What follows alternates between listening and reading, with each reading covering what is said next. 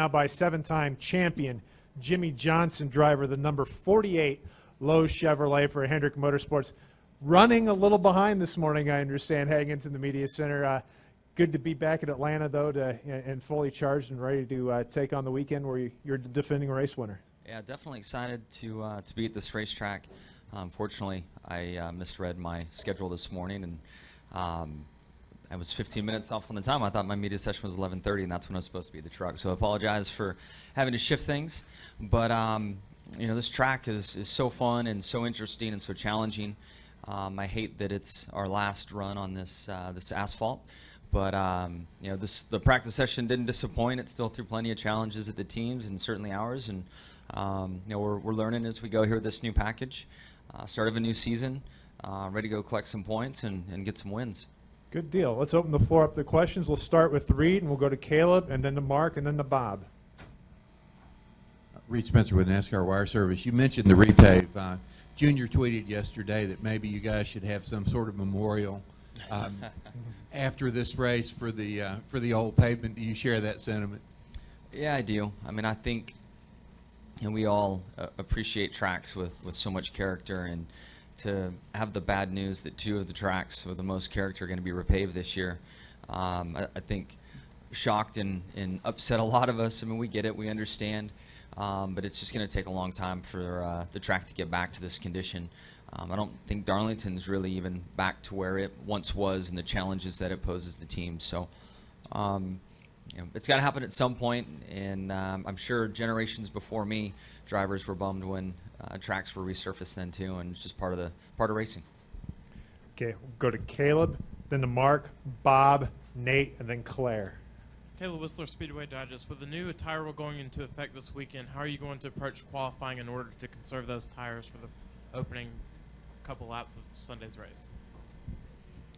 Yeah, and we'll just have to see how it goes. I mean, we're eternally optimistic and always think that we have a shot at the pole. So, you know, if you don't think that you know, maybe in the final round that you have a shot at the pole, you can choose to just sit and save a lap on your tires. Might be worth it at a track with so much wear like this. I doubt that'll happen. You know, the competitor in all of us is going to kick in, and we're all going to think we can make an adjustment and go out and adjust the car. But it does put us, especially at a track like this one, put us in a position where we have to be conservative with our tire allotment and how we use them, how many laps we put on every set that we can take to the race. Go next to Mark.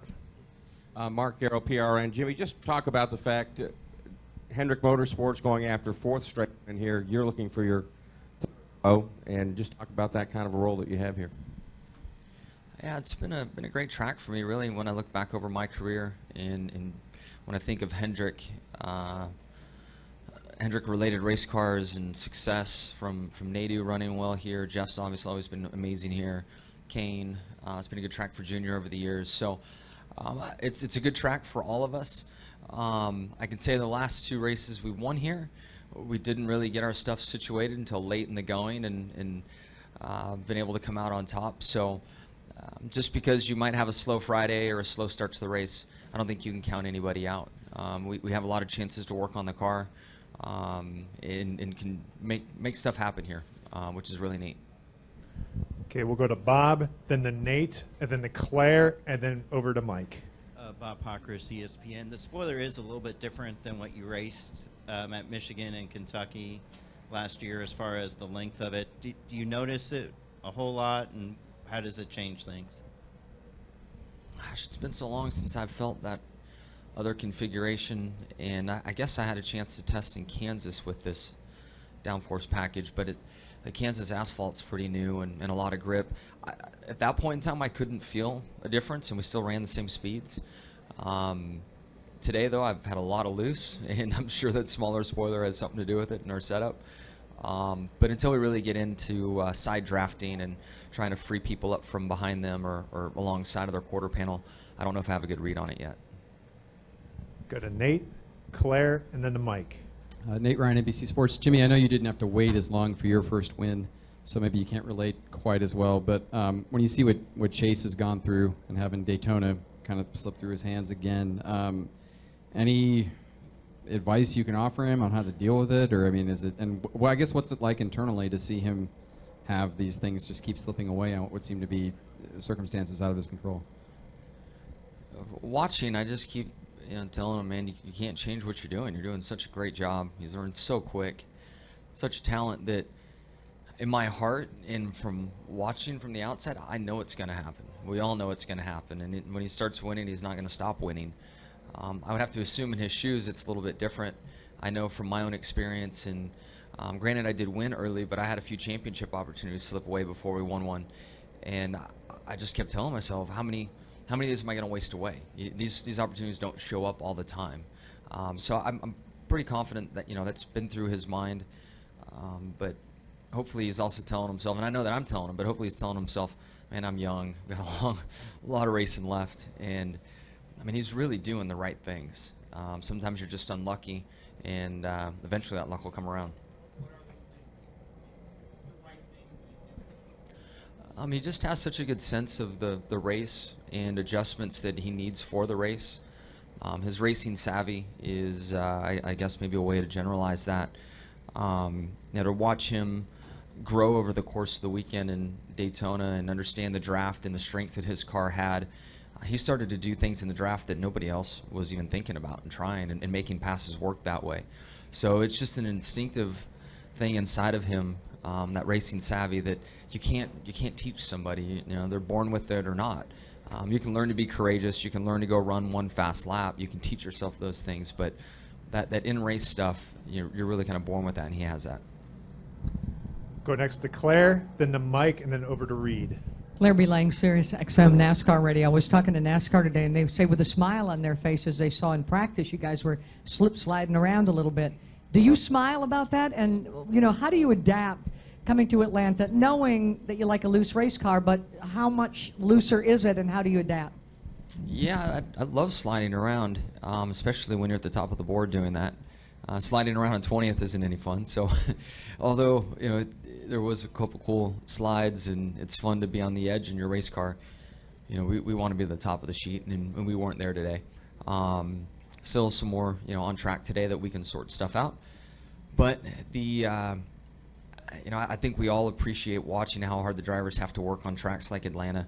And I guess that leads to some of the sadness knowing that this is our last race on this asphalt.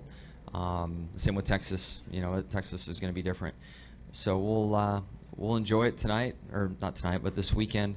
Maybe have that memorial service Dale Jr.'s talking about, and come back and go really fast next year. Okay, we're going to go to Mike, then to Reed, then over to Kenny, and then up here to Chase. Mike Embry, USA Today. What's the bigger challenge here this weekend? Dealing with the tires going away and trying to figure what laps you're messing with there, and the new package. Is there, or is it a mix of the two kind of? Our conversations really haven't been package related with the car. It's really been about tire allotment. If there's a lot of cautions, how you can run out of tires quickly and be in a bind. So I think most of us are concerned about tires than the lower aero package right now. I know we are. I'm Reed Spencer, NASCAR Wire Service. Last week at Daytona, the duels were relatively speaking incident-free. The Daytona 500, on the other hand, was extremely wild. From your point of view, what do you think were the primary factors that made that radical difference between the races? I feel like the rules package has a lot to do with it, and I don't know how we get around it, because a few rules packages ago, the speeds were a little bit higher, cars were lifting off sooner. They've also changed the way the air comes out from the back of the race car, and as you approach somebody's bumper, it actually slows the car in front of you dramatically, where we used to be able to push them away. So now it slows that car and creates a pretty good opportunity to bump draft or slam draft. But the fact that the trailing car slows down the lead car, the cars kind of get stuck together, and you really start hitting that guy in front of you, and they're not going anywhere. So the crash that I was in on the backstretch, I had the one car hitting me from behind, and it's slowing me down, and I can't get away from him to straighten out. He has people hitting him from behind, and it just leads into a big crash. I feel like a few generations ago, as you got close to somebody, you really pushed them away. There was more energy to create passes as a result, and you didn't need to hit each other as much. But that configuration led to tandem drafting, and it led to too high a speed. So I guess through explaining a long-winded situation, I don't know how we get away from it, but I wish we could have a bigger plate. Something just to allow the cars to have a bit more energy on their own, so you don't have to rely on the bumping to create something to happen. We're going to go to your right to Kenny and then over to Chase to wrap up. Kenny Bruce with NASCAR.com. Jimmie, you've been asked about tire management and for qualifying and wanting to go for it and hopefully get a shot at the pole and everything. Based on your practice out there earlier today, do you feel like you have a legitimate shot at making it to the third round? And not so getting much. the pole? Not so much, but as a driver and with Chad Canals as your crew chief, you've got to let that stuff roll off your shoulders and climb in the car and pull them tight and think you can hit it. That's one thing that I have learned through experience is, sure, you might be off in a session, but you let your team make adjustments and work on things they can, and then call on your teammates and the other notes that you can learn from. Stuff can happen. I think last year the best example for me was New Hampshire. We won the pole. We were nowhere near the pole in practice and ended up getting the pole. So it can happen. The odds are low, but I'm going to get in there hoping that I nail that perfect lap. You have to have a lot of faith in the changes that your crew chief is going to make. Go out there and Yeah. Faith and then also experience helps. The crew chief's version of, I freed the car up a little bit. Until you understand what he means by a little bit, it might be way different on your scale. Once you get some history with one another, you understand, it's going to be a little free. You start to believe that, and then when he looks at you and says, buddy, just be on your toes, you start learning that scale. Okay, well, go to Chase, and then we'll wrap up with Paul. Chase Willem, FoxSports.com. Jimmie, all this talk about the memorial service for the old pavement reminds me of 2011, the showdown with Jeff Gordon. Obviously not the result you exactly wanted. Just reflect back on that day, and does that stick out to you as one of the more fun races that you've ever had throughout your Cup career? Yeah, it's been a while, so I'm trying to remember exactly all that went on. I know we had a race here where we traded the lead back and forth a bunch of times. That's right. Man, you just want to race for the win. Sure, you want to come out on top, but to be picked by Jeff and a guy that I looked up to and idolized as a young driver, and to have a few duels with him, especially that one. The other one that comes to mind is at Martinsville, and I came out on top, so that's probably why it's more vivid in my mind. That's what you want to do. You want to race against the best, and if you lose to somebody, you want to be the best. So, I can think of many cool final laps here. I've come out on top against Mark Martin, Tony Stewart. There was one I didn't end up winning the race, but I ended up second behind Carl Edwards. That really helped us in the championship battle in the fall. These old tracks with this much character in them really put on some good finishes. Yeah. Go next to Paul. Paul DeBerry from Associated Press. Kind of totally out of left field here, Jimmie. Your thoughts.